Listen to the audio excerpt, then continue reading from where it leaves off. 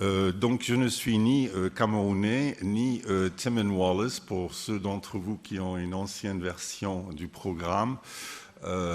Timon est parti comme il n'est plus notre directeur. Moi, je représente l'Assemblée de France, l'Assemblée des Quakers de France, auprès du Conseil Quaker pour les affaires européennes. C'est, comme son nom indique, c'est une association, une ONG européenne. On appelle familièrement le lobby Quaker. Et vous allez comprendre pourquoi. Dans notre mission, on essaye de promouvoir des valeurs Quaker auprès des institutions Quaker. Donc, je vais commencer par parler un petit peu du témoignage de la paix et comment ça a évolué depuis 350 ans. Et puis, je vais être beaucoup plus, disons, pratique sur le plan de comment on procède et comment on travaille à Bruxelles. Voilà. Alors, donc, il faut appuyer sur le bouton vert, m'a-t-on dit. Voilà.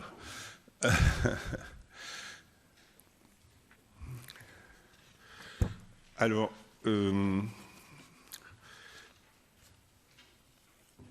quakerisme a été fondé au milieu du XVIIe siècle en Angleterre, dans le nord de l'Angleterre, au moment de la guerre civile anglaise, évidemment.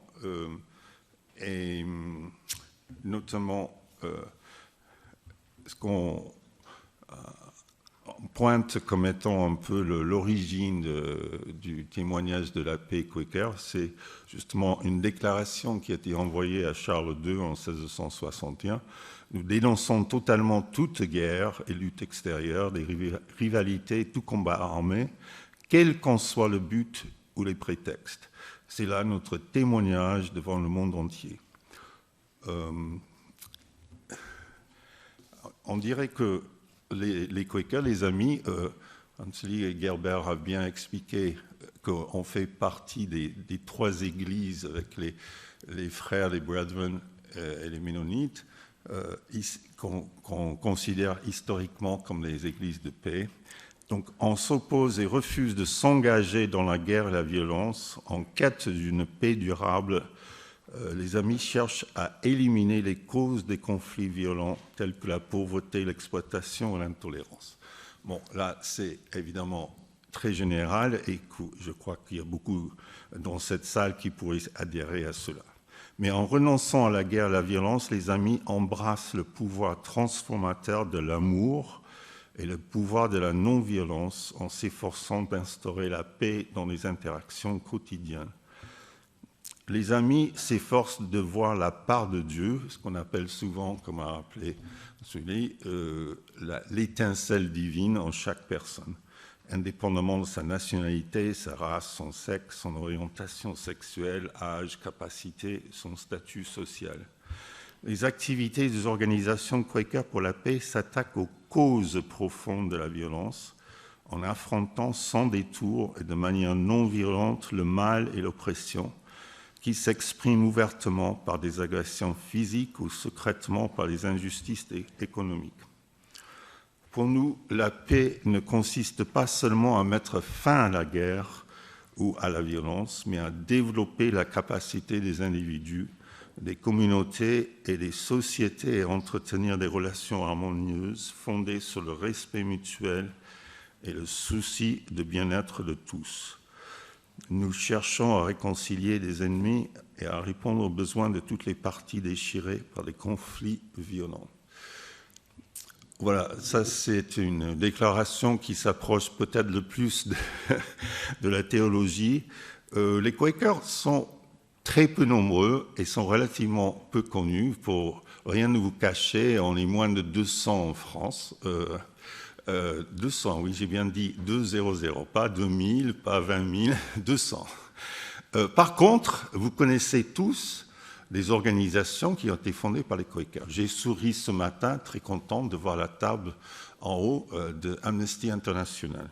Il y a aussi Oxfam, il y a Greenpeace, ce sont tous des organisations qui ont été fondée par ou avec un grand soutien Quaker. On a reçu le prix Nobel de la paix en 1947 pour le secours apporté après la Première et la Deuxième Guerre mondiale. Et puis, je vais maintenant passer à peu près la même époque. Vous connaissez certainement William Penn en tant que fondateur de ce qu'on appelle la ville de l'amour fraternel, Philadelphie, et l'État de Pennsylvanie aux États-Unis. C'était un Anglais à qui le roi avait une grande dette et il a payé en lui donnant une parcelle importante de terrain aux États-Unis. William Penn a été assez astucieux pour savoir, mais oui, mais c'était pas vraiment aux Anglais, hein, aux rois anglais, mais aux Indiens. Et donc, il a négocié un traité avec les Indiens à l'époque pour justement arranger des choses. Est-ce que c'était un homme de son époque, un notable, évidemment, mais il a quand même écrit des choses très intéressantes et je voudrais surtout lire le deuxième, là, ce que vous avez devant vous. Laissez-nous alors essayer de voir ce que l'amour fera. Alors voilà, vous voyez tout de suite le rapprochement avec l'Évangile, le rôle de l'amour. On a entendu maintes et maintes fois depuis 3 jours. Car si les hommes voyaient que nous les aimons, nous verrons rapidement qu'ils ne pourraient nous nuire. La force peut maîtriser, mais l'amour gagne. Et celui qui pardonnera en premier gagnera le laurier. Alors, donc, on va maintenant passer, si vous voulez, à l'implication de la Société des Amis depuis le début dans les affaires, disons, politiques et sociales de la société. Quand on cite très souvent William Penn, dernier tiré, la vraie piété n'écarte pas les hommes du monde. Elle les rend capables de mieux vivre et elle suscite leurs efforts pour l'améliorer. Donc, William Penn déjà a dit non, on ne reste pas dans nos temples, dans nos meeting house à la Quaker, mais on s'implique, on œuvre pour un monde meilleur. Alors,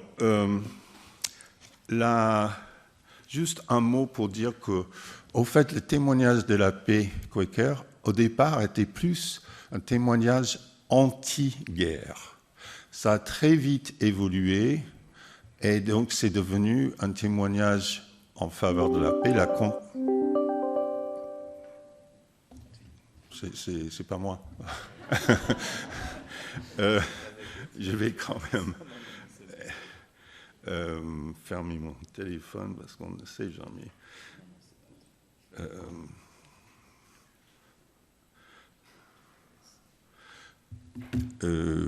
Donc c'est devenu plutôt un témoignage actif en faveur de la consolidation de la paix. Et je vous donne un exemple très rapide. Pendant la Première Guerre mondiale, les Quakers en Angleterre, disons les jeunes hommes qui étaient donc normalement appelés à faire la guerre, on peut les diviser en 3 groupes. C'est ceux qui ont refusé de faire la guerre et ont été reconnus comme objecteurs de conscience. Ceux qui ont dit non, c'était des absolutistes, on ne veut rien avoir avec la machine de guerre, donc on ne coopère pas, et donc la plupart du temps, ils se retrouvent en prison. Et puis un troisième groupe qui est très connu, qui s'appelait le Friends Ambulance Unit, les ambulanciers, et qui ont été des secouristes à côté de l'armée dans bataille de la Somme, tristement célèbre, dans la Première Guerre mondiale.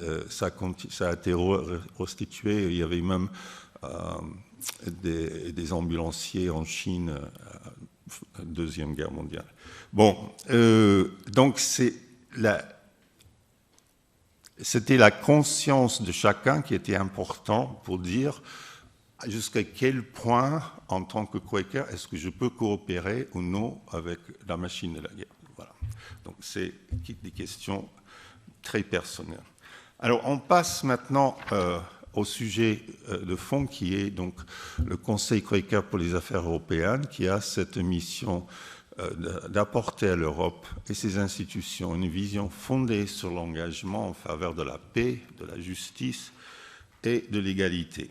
Alors il y a deux piliers du programme, un programme de paix qui apporte une nouvelle approche de la sécurité en mettant l'accent sur les réponses non violentes aux conflits, et un programme sur les droits de l'homme, les droits de la personne, axé sur la vie et la respiration des droits de l'homme ancrés dans l'expérience des personnes en mouvement.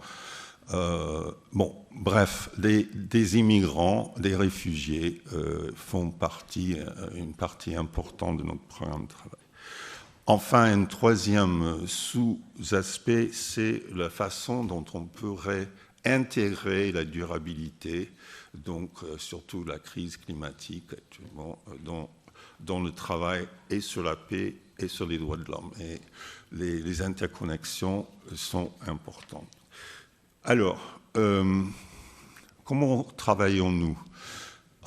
Notre théorie de changement s'articule autour de trois méthodes d'engagement, la recherche, le plaidoyer et la diplomatie discrète.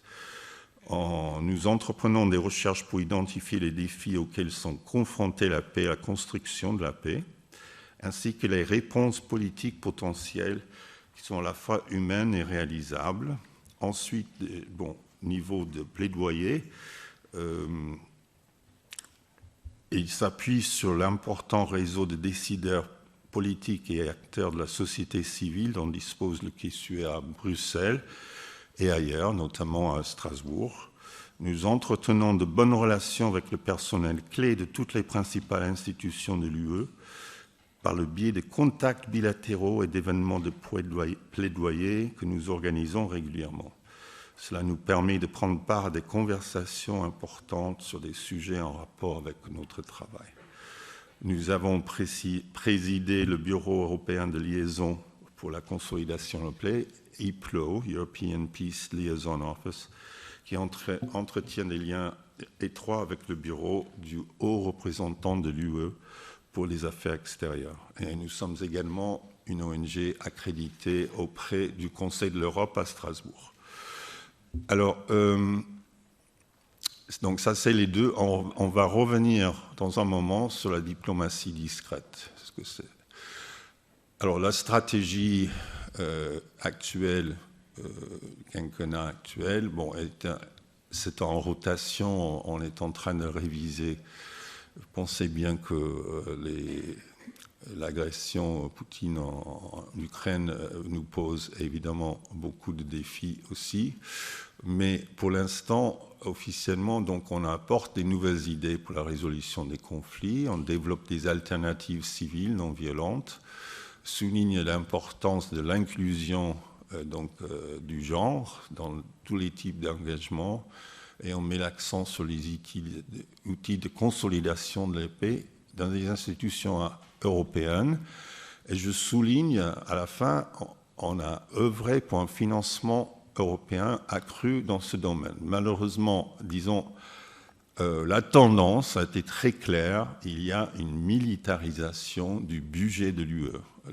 Nous sommes très, très proches des valeurs qui étaient derrière, évidemment, la fondation de l'Union européenne, la communauté à l'époque, pour justement être un endroit de paix non violent après les deux premières guerres mondiales en Europe. Et donc, évidemment, on continue à croire dans les valeurs de l'Union européenne, mais il faut dire, on voit cette dérive vers une militarisation, y compris dans les finances.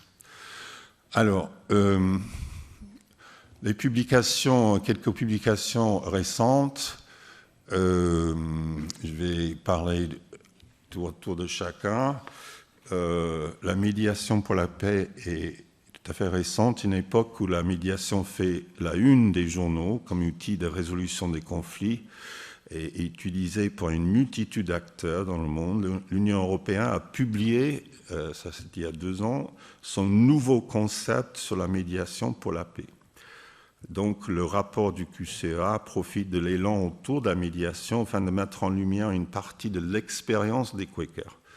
Il vise à offrir des conseils utiles aux praticiens et basés sur les leçons apprises. Peut-être pourrais souligner des fois, malgré connaissance d'être humble et humilité, je souris quand on dit qu'on a dévoilé nos techniques secrètes. Je ne sais pas si elles sont tellement secrètes. J'ai participé hier à l'atelier de Cécile Dubernay sur l'intervention civile pour la paix et il y a beaucoup de choses en commun avec ce qu'elle enseigne à ses étudiants. Mais bon, la valeur ajoutée en matière de médiation est important. Le rapport souligne les défis tels que les réponses militarisées accrues de l'UE. Il est difficile d'être médiateur, disons, en même temps avoir un pied militarisé. C'est ce qu'on souligne dans le rapport. Le rapport souligne l'approche unique des Quakers en matière de médiation qui repose sur la confiance, l'indépendance, l'impartialité fondée sur des principes, l'engagement à long terme. C'est très difficile de rentrer en quelques jours, semaines et régler un conflit, et l'humilité. Il appelle à un financement, le rapport appelle à un financement adéquat de la médiation de l'UE et à la mise en place de mécanismes de responsabilité pour garantir ces principes directeurs. Alors, on passe à l'éducation pour la paix, c'est-à-dire de faire valoir des arguments.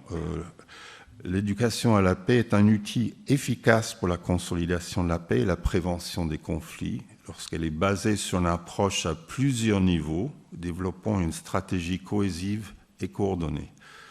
Le rapport passe en revue des définitions des approches formelles et non formelles qui développent des connaissances et des compétences permettant de transformer des conflits et de construire la paix. Comme l'éducation à la paix peut avoir lieu n'importe où dans le monde, l'analyse des conflits est essentielle pour s'assurer que les programmes restent significatifs et pertinents. L'éducation à la paix a répondu à des contextes politiques difficiles au fil des décennies et reste pertinent aujourd'hui en répondant à des questions telles que les conflits violents et la crise climatique.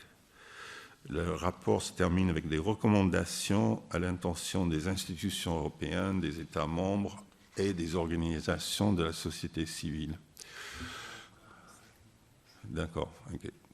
Alors, voilà. Notre guide pratique, Cécile en a parlé dans l'atelier hier, elle a dit qu'elle faisait partie de ce qu'elle distribuait ou qu'elle utilisait pour ses étudiants. Il existe en 5 langues et je crois que c'est 80 exemples concrets. Donc, ça essaie d'apporter une vision de la construction de la paix très pratique, basée sur 11 secteurs, donc qui correspond un petit peu aux ministères des gouvernements, tels que la justice, l'environnement, la diplomatie, l'éducation. Et ne pas justement voir, comme souvent dans nos gouvernements, des actions en silo, mais que justement c'est l'action transversale qui est importante. Alors, un rapport récent sur l'inclusion du genre dans la paix et la sécurité. Je vais passer rapidement à une conférence qui était basée justement sur le rapport sur l'éducation de la paix qui a eu lieu récemment en mai 2021. Évidemment en partie grâce à Zoom, on a eu des participants de 63 pays et des régions en conflit. Je voudrais citer juste la conclusion de notre directrice du programme de la paix. Quand nous enseignons à des enfants des techniques de réflexion critique qui vont leur permettre d'interroger la nature du pouvoir, nous promouvons la paix. Quand nous éduquons à l'empathie radicale, nous promouvons la paix. Quand nous enseignons la responsabilité environnementale, nous promouvons la paix. Quand nous reconnaissons des torts et prenons nos responsabilités, nous débutons un processus de guérison. C'est seulement la peur qui nous empêche de voir les occasions de créer la paix. Bon, alors maintenant j'arrive au troisième pilier de notre approche, donc c'est la diplomatie discrète. Voilà, vous avez une belle image de la maison Quaker à Bruxelles, qui est un chef-d'œuvre qui a été restauré il y a une dizaine d'années avec des panneaux d'art déco. C'est vraiment un petit bijou d'art et d'architecture. Alors, la diplomatie discrète, qu'est-ce que c'est? On réunit des décideurs et d'autres personnes en leur offrant un espace de soutien où ils peuvent discuter franchement de la politique et trouver un terrain d'entente dans un cadre informel et confidentiel. Le QCR est rare, surtout à Bruxelles, dans sa capacité de jouer ce rôle. En tant que Quaker, notre réputation de fiabilité et d'intégrité s'est avérée vitale pour nous aider à réunir les bonnes personnes, et ce qui signifie que nous pouvons faciliter les discussions discrètes qui mènent à un véritable changement.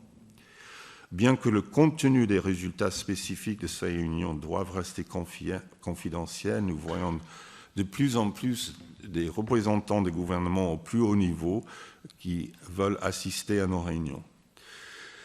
Alors, contrairement à la diplomatie publique, elle implique des niveaux élevés de discrétion, de confidentiel. Donc, le rôle de l'animateur est d'instaurer la confiance avec toutes les parties concernées.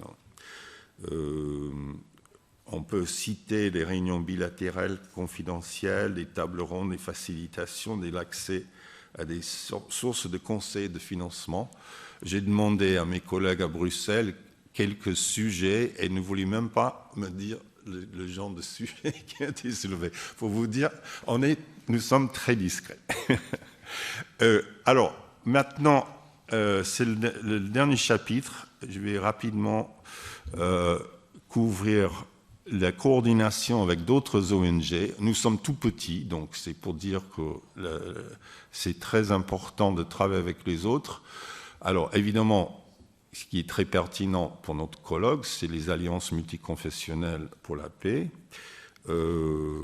Et je vous signale, peut-être que vous ne le saviez pas, qu'au fait, il y a des dispositions dans le traité sur le fonctionnement de l'Union européenne qui encouragent une intensification du dialogue avec les églises. Ensuite, INAT est un réseau européen contre le commerce des armes et ce réseau est hébergé à Quaker House à Bruxelles. Le QCR coopère régulièrement. Il y a des événements tels qu'on a organisé en avril 2021 un webinaire qui s'appelait Répondre aux questions difficiles. On a partagé les expériences de ceux qui faisaient du plaidoyer contre le commerce des armes, des discussions avec les marchands d'armes eux-mêmes, mais aussi les décideurs. Voilà. Donc c'est un réseau qui est très actif. Stop Fueling War, que certains d'entre vous connaissez,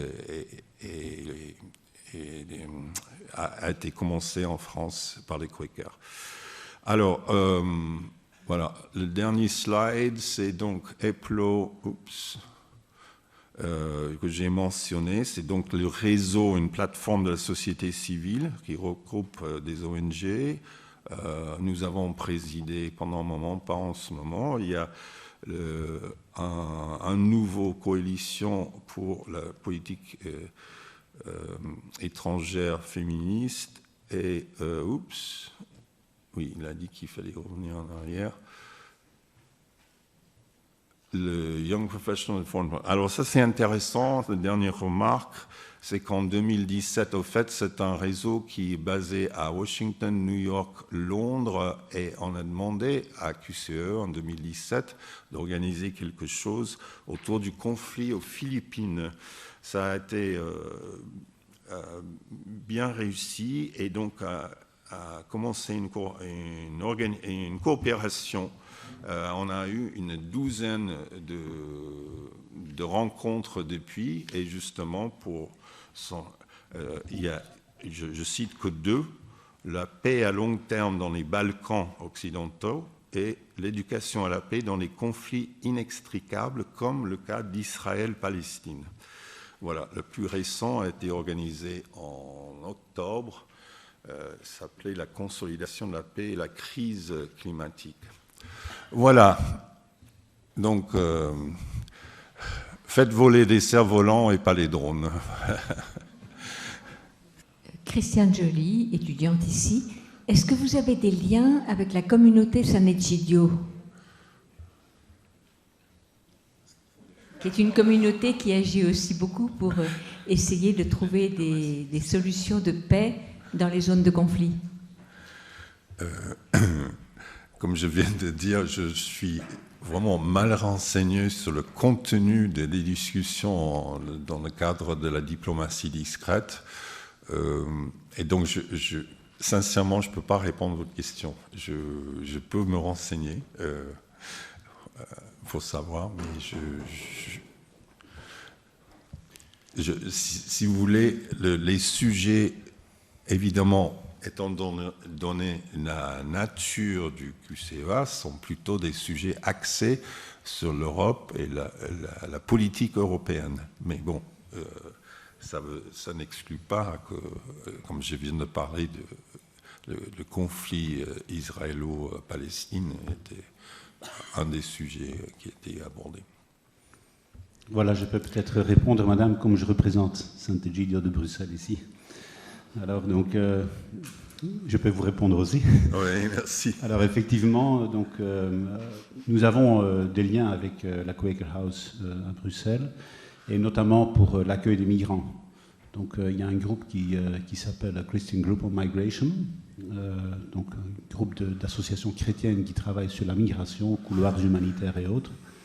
Et c'est dans ce cadre-là que Sant'Egidio a aussi des contacts avec les Quakers.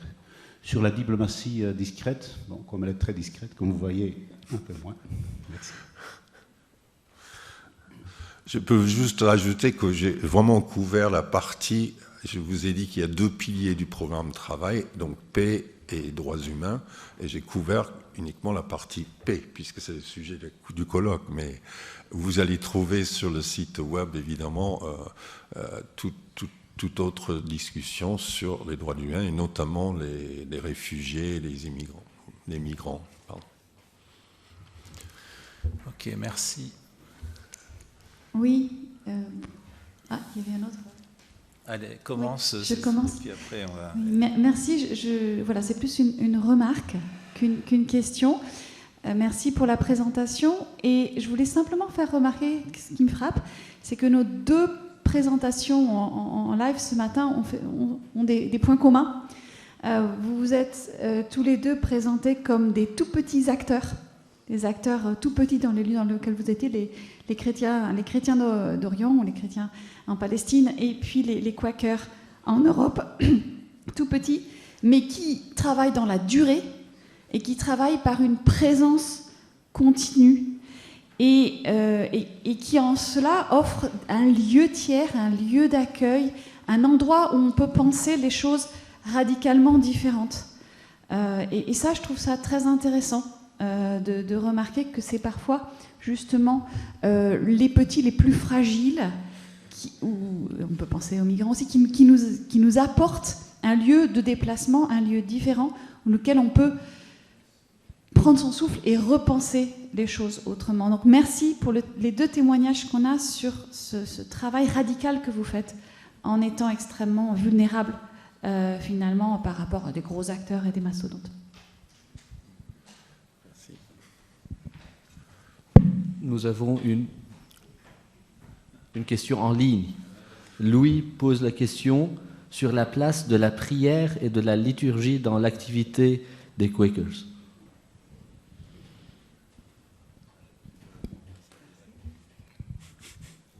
C'est discret. Alors,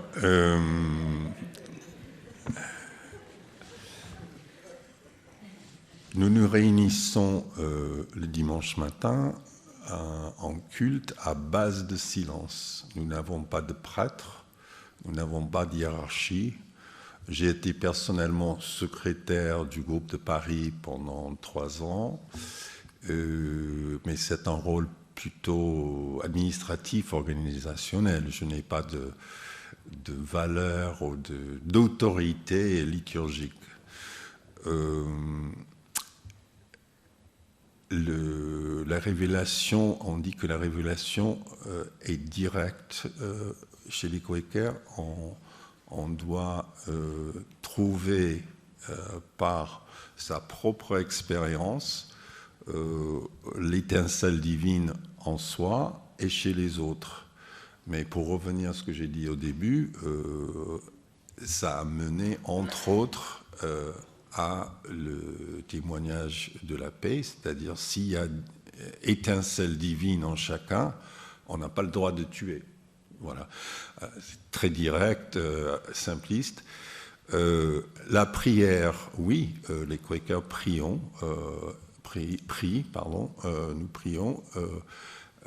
Je pense que la prière est plutôt silencieuse, comme j'ai dit, comme dans le cadre d'un culte. Mais si quelqu'un a envie de s'exprimer, est très troublé dans le bon sens, le mauvais sens du terme, et d'ailleurs d'où vient notre mot Quaker, c'est-à-dire trembleur à l'origine. Les Quakers du XVIIe siècle étaient connus littéralement, physiquement, de trembler au moment de parler, de se lever. Mais donc on a le droit de se lever et de s'exprimer pendant le culte. Nous participons à certaines activités, puis c'est ma dernière remarque, d'ordre œcuménique, avec d'autres églises, et notamment avant la COP26 à Glasgow, on a rédigé ensemble avec d'autres églises, notamment européennes, une prière pour soutenir, comme on dit, tenir dans la lumière les décideurs à la COP26. D'une façon générale, on était relativement déçus des résultats, mais oui, la prière figure également. Je m'appelle Albertine Chibilondi Ngoyi, originaire de la République démocratique du Congo et philosophe et sociologue. Donc, j'enseigne à l'Institut international Lumen Vitae à Namur, et dirige le Centre d'études africaines et l'interculturel qui s'occupe aussi des questions des femmes et l'interculturel. Ma question, parce que ce matin j'ai entendu beaucoup parler de l'inclusion et de l'égalité des genres hommes-femmes, et particulièrement pour les Quakers. Je voudrais poser la question de savoir quelle est la représentativité des femmes dans les processus décisionnels de votre organisation, non seulement dans les grandes réunions que vous faites, mais par rapport à la prévention dans ce processus. J'en parle, c'est surtout par rapport à la guerre oubliée de la République démocratique du Congo, où les femmes subissent jusqu'à aujourd'hui des violences dans un silence complice de la communauté internationale, et les mouvements des femmes ont joué un rôle très important dans les dialogues intercongolais. Et donc ce travail-là d'inclusion, ça devrait se passer à tous les niveaux. Et pas uniquement dans des grandes réunions, comme je l'ai entendu ce matin par Monseigneur, c'est vraiment au niveau local à la base. Et quelle est la représentativité des femmes? Parce que parfois le genre devient un fonds de commerce. Il faut simplement parler de genre comme ça pour que l'on sache que les femmes sont incluses. Est-ce qu'elles sont vraiment représentées à tous les niveaux, particulièrement dans votre organisation? Et je viens de Bruxelles et j'irai visiter votre maison. Merci. Ben, nous avons des postes ouverts, peut-être vous voudrez postuler pour travailler chez nous. Actuellement, nous sommes justement, je suis très sérieux, en train de recruter. L'année dernière, sur les 4 postes, disons des permanents, les 4 étaient des femmes. Okay, voilà. Alors, sur le... Je n'aime pas parler de la bureaucratie Quaker, mais bon, moi je vous ai dit que je faisais partie de l'Assemblée générale. Il y a un comité exécutif qui est un petit nombre, et à peu près la moitié, et le co-représentant est une femme, enfin on appelle clerk, donc le secrétaire, le co-secrétaire est une femme, et à peu près la moitié des membres sont des femmes. Je ne sais pas si ça répond à vos questions. Je pense que les Quakers sont connus pour justement être très féministes, pour être très directs. Je n'ai pas de chiffres. En Angleterre, qui était donc le berceau du quakerisme, voilà. Sur les 50 groupes en France, je crois que 4 des 5 ont des secrétaires femmes. Voilà, quelques exemples. Voilà. Bon, puisque j'ai le microphone, je vais peut-être poser une question. Ça m'intéresse. Je suis Julianette Vidoui, j'enseigne à l'Institut Saint-Serge, l'Institut orthodoxe, et je suis ici également à l'assesseur orthodoxe au sein de l'ISEO. Vous avez mentionné votre projet dans les Balkans de l'Ouest. Est-ce que vous pourriez développer un petit peu ce projet que vous avez mené? La réponse très honnêtement, non, mais je voudrais bien vous mettre en contact avec le programme. Parce que là, c'était donc, ce n'était pas la diplomatie discrète directement, ce qu'on appelle le YFP, le Young Foreign Policy, quelque chose. Merci, Michel. Et donc, l'idée, c'est que justement, un peu comme l'éducation pour la paix, il faut commencer jeune, il faut parler aux enfants. Et puis là, c'est des young professionals, il faut pas seulement leur apprendre, je suis sûr que Cécile sera d'accord avec moi, pas leur apprendre la guerre, les militaires, les stratégies, mais il faut aussi leur parler des outils de la consolidation de la paix. Et donc là, ce sont la douzaine de cas avec ce groupe, ce sont des cas géographiques dont les Balkans, mais je ne peux pas vous dire plus. Voilà.